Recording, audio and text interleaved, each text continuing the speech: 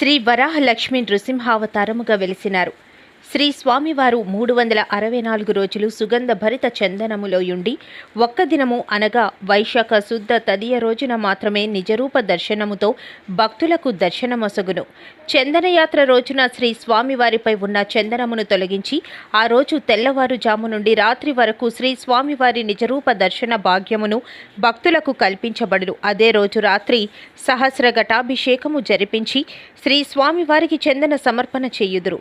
చందనయాత్ర రోజున చందన సమర్పణకు అవసరమైన చందనం చెక్కల అరగతీతను ఈరోజు ఉదయం 6:30 ప్రారంభించబడును. కావున భక్తులకు శ్రీ స్వామివారి దర్శనం ఉదయం 7:30 తర్వాత లభించును. 2వ విడత చందన సమర్పణ వైశాఖ శుద్ధ పౌర్ణమి రోజున, 3వ విడత చందన సమర్పణ జ్యేష్ఠ పౌర్ణమి రోజున మరియు 4వ విడత చందన సమర్పణ ఆషాఢ పౌర్ణమి రోజున జరుగును. సుందరాయ శుభాంగాయ మంగళాయ మహోజసే సింహశైల నివాసాయ శ్రీ నృసింహాయ మంగళం. శ్రీ శ్రీ శ్రీ వరాహలక్ష్మి నృసింహస్వామి వారి సన్నిధానంలో చైత్రబహుళ ఏకాదశి గురువారం శతభిషం నక్షత్రం ఏప్రిల్ 24వ తారీఖు యథావిధిగా 4 గంటల నుంచి 4:30 గంటల వరకు సుప్రభాతం జరుగుతుంది. ఇవాళ స్వామివారి సన్నిధానంలో చైత్రబహుళ ఏకాదశిని పురస్కరించుకొని చందనం సాన ముహూర్తం అని ముహూర్తం జరుగుతుంది. అంటే ఇవాటి నుంచి స్వామి చందనోత్సవానికి అవసరమైనటువంటి చందనాన్ని పరిగ్రహిస్తామన్నమాట. దాన్ని ముహూర్తం. ఆ కారణంగా సుప్రభాత సేవ కానీ ఆరాధన సేవలు కానీ ఉండవు. ఆర్జిత సేవలన్నీ కూడా రద్దు చేయబడతాయి. భక్తులు గమనించవలసిందిగా మనవి చేస్తున్నాను. 4:30 గంటలకు సుప్రభాతం అయిన తర్వాత 4:30 గంటల నుంచి 6:30 గంటల వరకు ప్రాతరారాధన.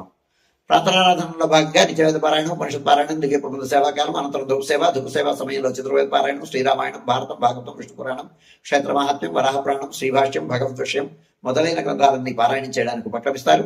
అనంతరం బాలభోగ నివేదనం అయిన తర్వాత నిత్యహోమం, బలిహరణం అయిన తర్వాత మంగళాశాస్త్రం, చాత్మల గోష్ఠి, తీర్థ వినియోగం అయిన తర్వాత చుట్టు సన్నిధిలో మంగళాశాస్త్రం పూర్తి చేసుకున్న తర్వాత సుమారు 6:30 గంటల ప్రాంతంలో స్వామివారి సన్నిధానంలో చందనం అరగతీయడానికి ఉపయోగించేటువంటి చందన దారు ఖండాన్ని స్వామివారి సన్నిధానంలో వచ్చి దానికి అర్చన చేసి వేడా ప్రదక్షిణ పూర్వకంగా చందనం సాన దగ్గరికి వస్తాం. అక్కడ విశ్వక్సేనారాధన పుణ్యాహవాచనం జరిపించుకొని మళ్ళీ వేడా ప్రదక్షిణ పూర్వకంగా సాన దగ్గరికి వచ్చి చందనం అరగతీయడం ప్రారంభిస్తాం. ప్రధాన అర్చకుల వారు అరగతీస్తారు, ముహూర్తం చేస్తారు.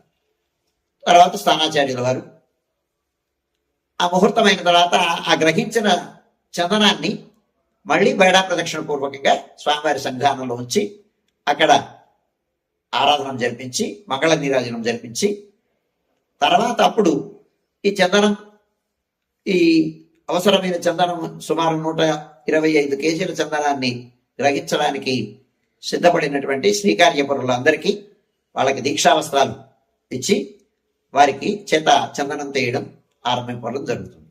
ఈ కార్యక్రమం సందర్భంగా ఈరోజు సుమారుగా 6:30 గంటల ప్రాంతంలో ముహూర్తం ఉంటుంది కనుక 7 గంటల నుంచి దర్శనాలు ఆరంభమవుతాయి. దీన్ని భక్తులు గమనించవలసిందిగా మనవి చేస్తున్నాను. 7 గంటల నుంచి సర్వదర్శనం ఆరంభమవుతుంది. దానితో సమాంతరంగా ఈ చందనం తీయడం జరుగుతుంది. 7 గంటల నుంచి మధ్యాహ్నం 11:30 గంటల వరకు సర్వదర్శనం కొనసాగుతుంది. 11:30 గంటల నుంచి 12:15 గంటల వరకు రాజభోగ నివేదనం, మహానివేదనం. ఈ సమయంలో భక్తుల యొక్క దర్శనములు నిలుపుదల చేయడం జరుగుతుంది. ఏకాదశి గురువార ప్రయుక్తమైనటువంటి ఆస్థాన సేవాకాలం ఈ సమయంలో జరుగుతుంది. 12:15 గంటల నుంచి 2:30 గంటల వరకు సర్వదర్శనం కొనసాగుతుంది. 2:30 గంటల నుంచి 3 గంటల వరకు మధ్యాహ్న విరామం. ఈ సమయంలో భక్తుల యొక్క దర్శనములు నిలుపుదల చేయడం జరుగుతుంది. మధ్యాహ్నం 3 గంటల నుంచి రాత్రి 7 గంటల వరకు సర్వదర్శనం కొనసాగుతుంది. సాయంకాలం 5 గంటల నుంచి 5:30 గంటల ప్రాంతంలో ప్రధానాలయంలో సహస్రనామార్చన జరుగుతుంది. ఆస్తికులైనటువంటి భక్తులు దాన్ని తగిన రుసుము చెల్లించి సంప్రదాయ విష్టధారణతో పరిమిత సంఖ్యలో భాగస్వాములు కావచ్చు. రాత్రి 7 గంటల నుంచి 8:30 గంటల వరకు రాత్రి ఆరాధన. రాత్రి ఆరాధనలో భాగస్వాములు కాగోరు వారు దానికి తగిన రుసుము చెల్లించి సంప్రదాయ విష్టధారణతో పరిమిత సంఖ్యలో భాగస్వాములు కావచ్చు. రాత్రి 8:30 గంటల నుంచి 9 గంటల వరకు సర్వదర్శనం కొనసాగుతుంది. 9 గంటలకు ఏకాంత సేవ కవాట మధనతో ఈనాటి కార్యక్రమం సుసంపన్నమవుతుంది.